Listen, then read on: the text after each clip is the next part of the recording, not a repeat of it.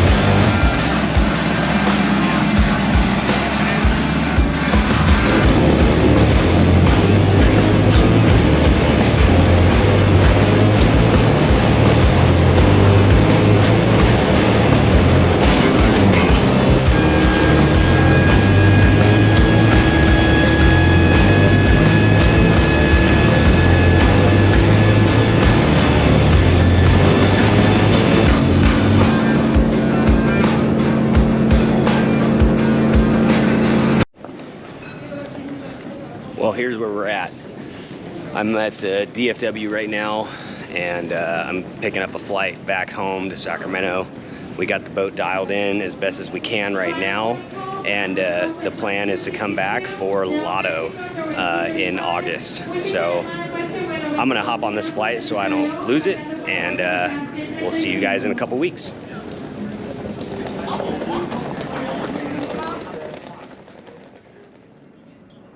Good morning, everybody. It is the week of Lotto. Lotto stands for Lake of the Ozarks. They have a shootout every year at Lake of the Ozarks, kind of near the tail end of August. And it is primarily a big boat show. I think the minimum size that they allow is 22 feet to register and enter. But you're gonna have average 30 foot, 35, 40 foot, etc. And big names such as DCB, you'll have Liberator boats having larger boats out there. You've got Shockwave, you've got, I can't even, Sensation. Like, there's a bunch of brands out there that are gonna be there. Really looking forward to it. But there's stuff that we gotta get done to the Liberator here before we can get there. So let me show you what we're gonna do today. Okay, so the first thing that we're gonna do is change out this ride plate and shoe cradle setup on the Liberator. It's pretty traditional. It's just got a real thin, I wanna say it's like 1/4 inch piece of flat aluminum plate, along with a bull cradle that sits in between. Pretty traditional for the jet boat setup that's got a shoe and a ride plate attached to the intake. We're pulling all that off. We're gonna leave the shoe, obviously, but we're gonna end up taking this new ride plate setup by High Tech Performance, or HTP, and gives us a whole bunch of customizing options as far as moving the ride plate angle up or down. Check this out, it is cool.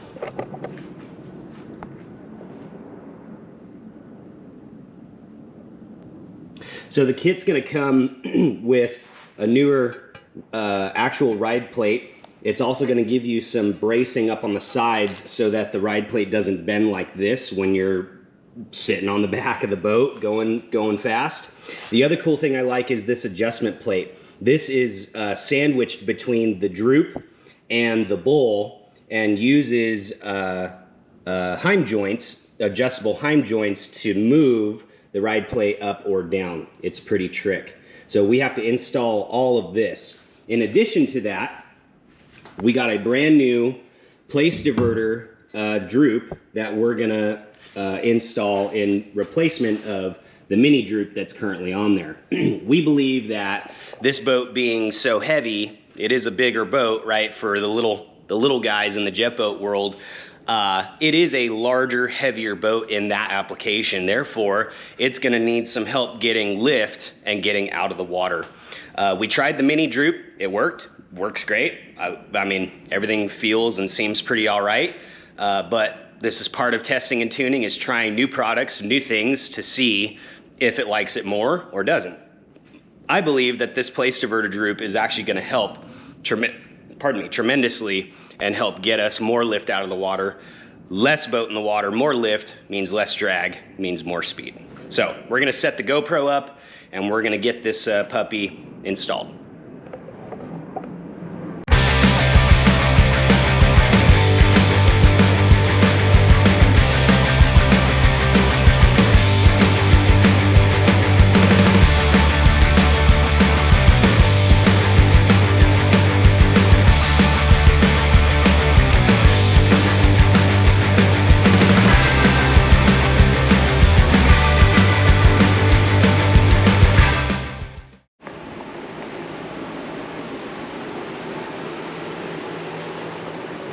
Okay, so that's disassembled pretty easy.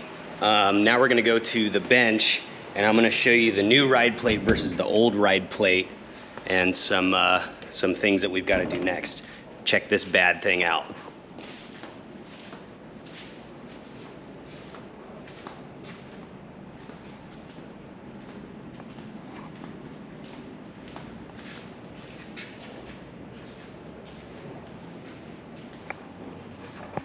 You guys will get to see more on that a little later. Today I think we're gonna go test and tune that and the Liberator if I can get it done in time. But check this out. This is the ride plate assembly. We've got our old stock, and then we have our new high-tech performance ride plate, which is ball milled and reinforced and just badass.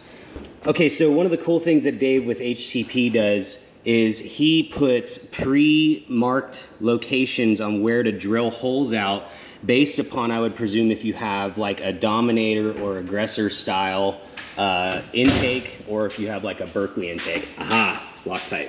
Thanks, Patrick. Yeah. Right, so in our situation, if we take our ride plate and just kind of line them up,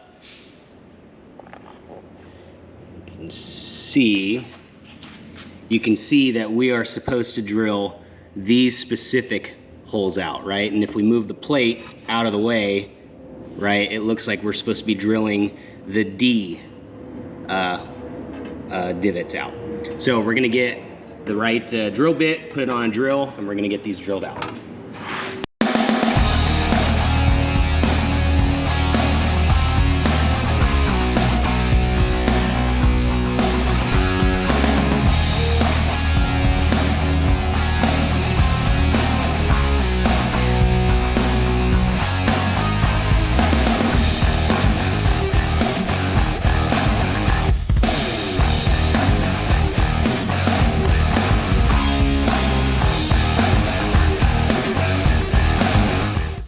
All right, so we got our first set of bolts drilled, and we've got the ride plate mocked up right now currently, and it looks sick. So here's the next thing we're doing. We're just kind of mocking other things up, such as, for example, the sandwich plate that goes in between that you will be adjusting your ride plate with. You can see there's little numbers on the side here and notches that you can move the heim joint with its little keeper. It's pretty cool. Check this out.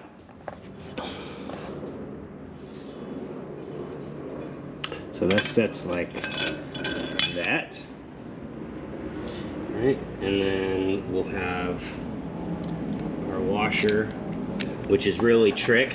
If you see it says high-tech performance, it's nice, it's got their logo on it. This is kind of hard to do, but you take the washer with one hand, you're gonna put the keeper in one of these spots, like that, and then put the screw or the bolt through. I think I had it on 10. Yeah, just like that. And then you're gonna take the heim joint and put it there, and you can see where there's more holes to drill to hang the bottom heim joint onto. So really trick design. I think what we're gonna do, you'll notice that ours is backwards, right? Our adjustment points are facing towards the transom, right? In a lot of other applications, this plate can go the other way, right? But the reason why ours cannot is because we have a longer aftermarket 9-vein bowl here from Tom with JetBoat Performance. So here's what we're gonna do. We're gonna continue mocking up a little bit, just making sure that everything is perfect. We're gonna pull this ride plate off and drill out this outer hole on both the starboard and port side, and then hopefully hang this puppy and lay it to rest.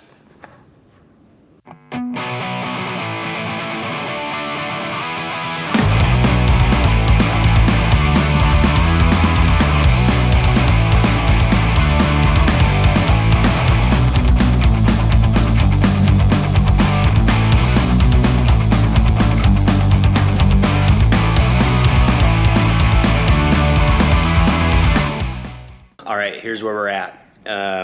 We got pretty much everything done and installed. The ride plate is at a not forced position, meaning it's sitting where it naturally wants to sit right now. That's where it's adjusted. It's on the number 5 mark. Ran into a problem though with the plate with the plate that goes between the droop and the bowl, and the droop being a little bit longer than the mini droop. Our hydraulic lines for the diverter don't reach now when we try to turn left. So that's a problem. Unfortunately, there's nothing we can do. Luckily, Summit Racing is about 40 minutes away from here, and they do have hydraulic clutch lines in a 30-inch, which is, I think, what we need. So we have to pretty much hang tight, and I don't know, I think we're gonna go for a boat ride on the Shockwave.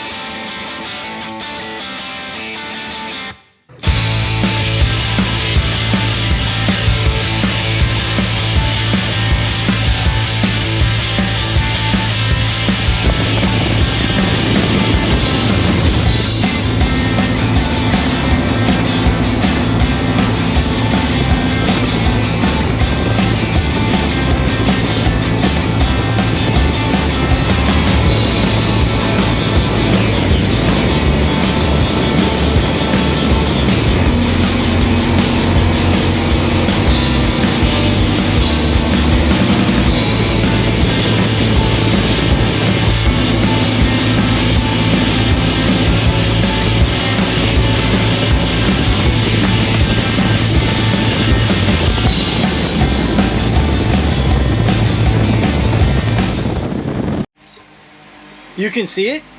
What is it? Yeah, so the lock nut backed itself off and went down the cable, and as we were going faster, it continued to spin down and it locked itself into throttle. That's exactly what I said. Yeah, that's what I thought. That's what I thought too. That's what it was. It might be 5/16. I'm pretty sure it's 5/16. Okay. You're sweating the eye. Dude.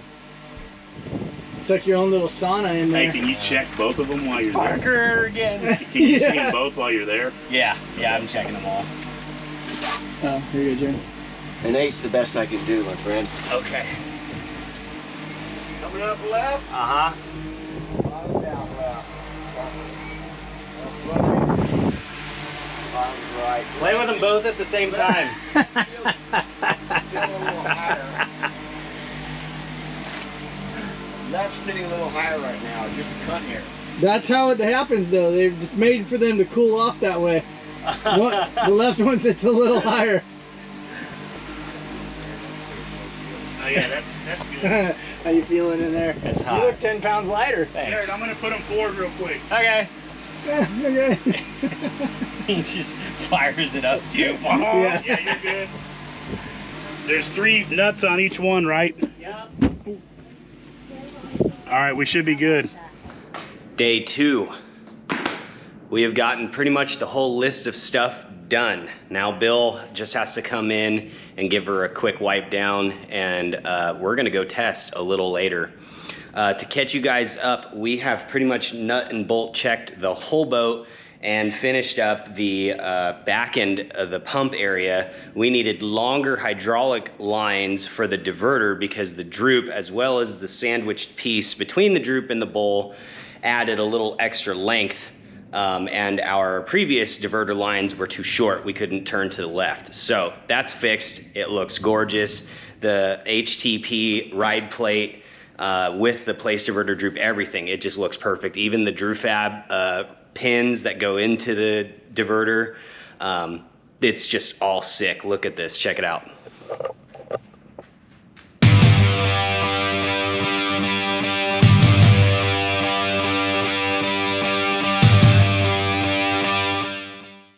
All right, so what's next? Bill ran out to grab some hardware and change, and he's coming back here in just a little bit.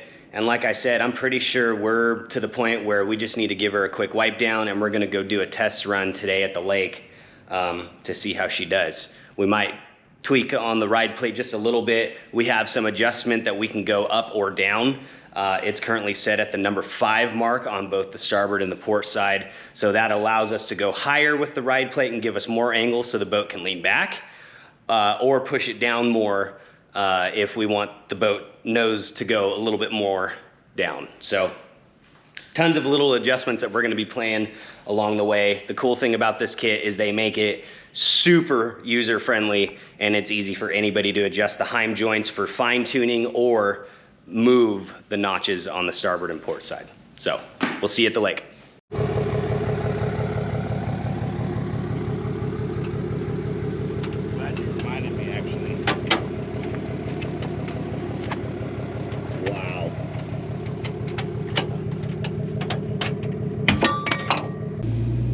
right, you guys might be thinking that we're headed to the lake right now to test, but the reality is we just got back. We put the Liberator in the water, and Bill, in Bill fashion, dipped, just left the scene. And by the seat of his pants, he said, everything is great, we're on the right track. I don't know where the ride plate's sitting. We might need to adjust that at some point with a digital angle finder. But the reason why we're not on the lake and we're headed back to the shop is because the shoe has a small area that's letting in water by a lot.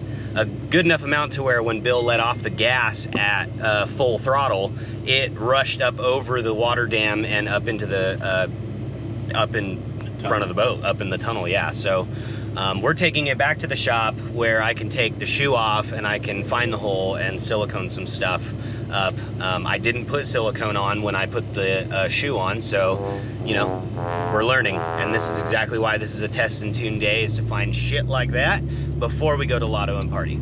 So I'm clocking out. We'll see you at 4 a.m. in the morning. Peace.